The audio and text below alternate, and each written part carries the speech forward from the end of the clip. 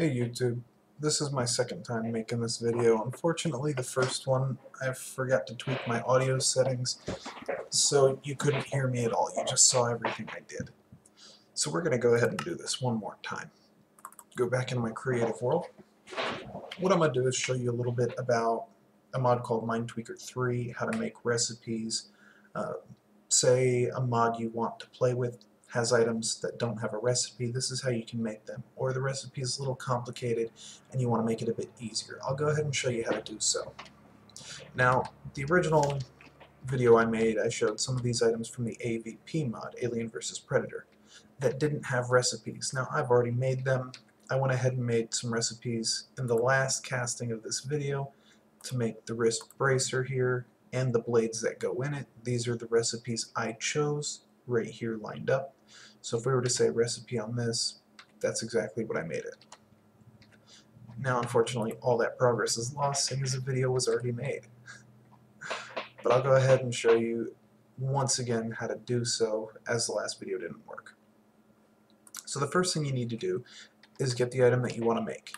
Get it in your hand. That's why I'm doing this in a creative world. So we have the repulsion generator, which provides power through power lines to whatever it's hooked up to. So in this case we've got this cryostasis tube, or if say we wanted to power this door here, so grab a blast door and we'll slap that down right here.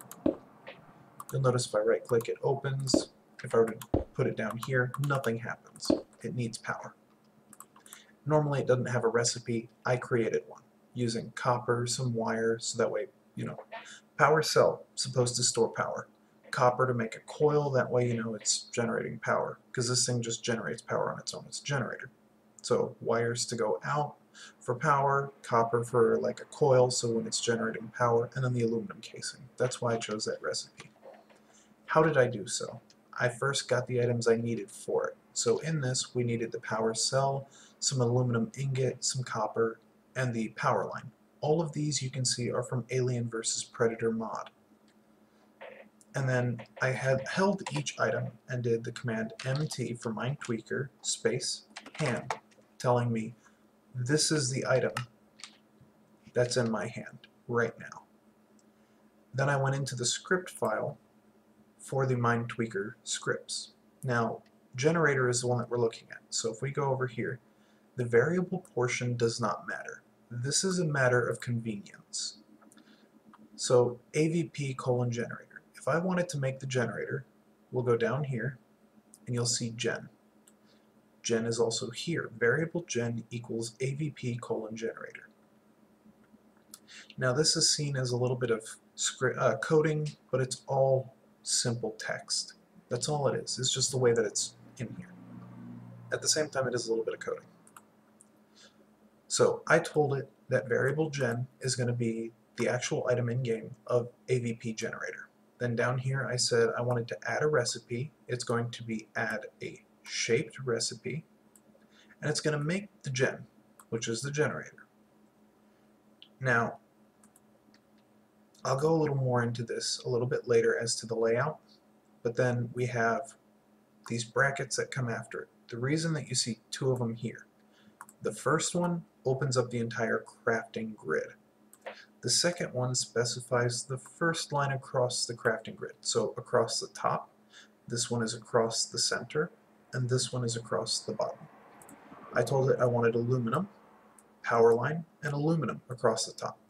Then I wanted copper, a power cell, and more copper. Then I wanted aluminum, power line, and aluminum. So aluminum here, power line, aluminum, copper, power cell, copper, aluminum, power line, and aluminum. I could, instead of using this gen, I could have just typed this in, right there.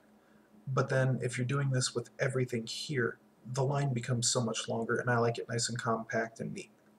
So if you see aluminum here, if I highlight that, it's in several other places, but right here, variable aluminum is the ingot aluminum added by AVP. Now, the whole reason for the way that this is set up, if you want to make a recipe, you have to do recipes dot add. You can also say remove and remove a recipe. And then if you have a shaped recipe, kind of like what I have, capital S, but you do shaped. If you wanted to add one, you do add shaped or shapeless.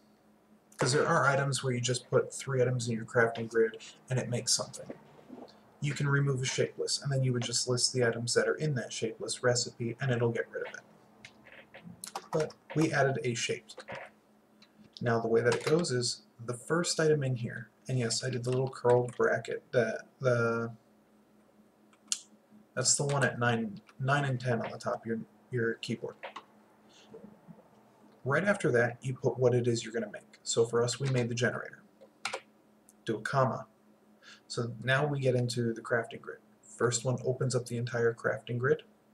Second one is the first line. Then we wanted aluminum. So then we wanted the power line. Then more aluminum. Now you got to close that section out, do a comma, and start the second one. Second one we had copper, power cell, and more copper. And the way that I'm separating each of these is with a comma. So that way it tells it this is the first slot in this section, this is the second one, and then this is the third. Once again, comma to tell it we're starting the third section, which is the bottom of the crafting grid. Then we did aluminum, power line, and aluminum again. Then we close this section. Then we got to close the whole crafting grid and this entire bracket. Now to end the line, you have to do the semicolon. That's all there is to adding a recipe once you've got your variables set up. Instead of doing, variable gen, I could have just typed out each and every one of these when I needed it, where I needed it, and this whole section would be null and void. At the same time, the lines would be as long as something like this one here, which extends way out into the distance. I don't like that. Like I said, I like compact. Once you've made this, and the reason that I kept Minecraft open to show you, is say I wanted to change this. Say I don't want the power line here, and I want a piece of copper, right? So I'll change that to copper. I then can click Save here, and I can come into Minecraft. Now we haven't done anything in Minecraft. And which one did I just change? The generator, I believe. So we still have power line. Nothing has changed. If I do MT for MineTweaker, reload, scripts are now reloaded, and I can go in here and you'll see that copper is here instead. So I never had to close Minecraft after I got the information I needed for the item I wanted to make.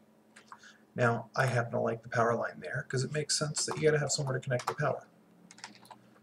So I'll put the power line back in. Once again, I'll save it. And then I'll come back to Minecraft and do MT reload. And now it's back. There was no having to close out of Minecraft, go configure, then come back in and reload, see if it worked. You can do it all with the game open. Also, how do you know where this file is located? It's in your Minecraft directory in this folder called scripts. When you add in MineTweaker into your mods folder, so MineTweaker for me, this is a pack I'm working on, but MineTweaker is, for me, right here. Once you boot the game up with MineTweaker once, you get the scripts folder. In there, it usually will have a project or default. This is the one you modify. That is this file, project_default.zs. It is a ZS document, which is, in essence, a text file. That's all there is to this. Once again, if you need to find out what an item is seen as in-game, get it in your hand in a creative world, and then just do MT ham, and it'll tell you what it is. Alright, well I hope that was informational for all of you guys, and have a wonderful day, and I'll catch y'all next time.